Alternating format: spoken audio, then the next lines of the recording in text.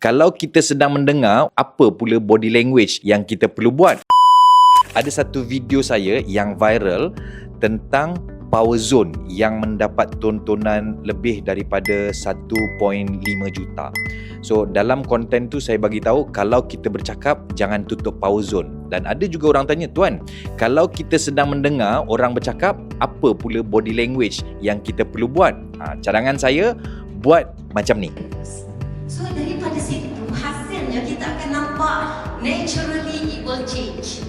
It will change naturally, insyaAllah. Right? Dapat something tak? Jadi maksudnya, kalau kita dengar orang bercakap, antara benda yang kita boleh buat adalah chin grabbing. Right? You all dapat something tak? Kalau dapat, cek komen dapat. Dan jangan lupa untuk share supaya lebih ramai orang dapat manfaat.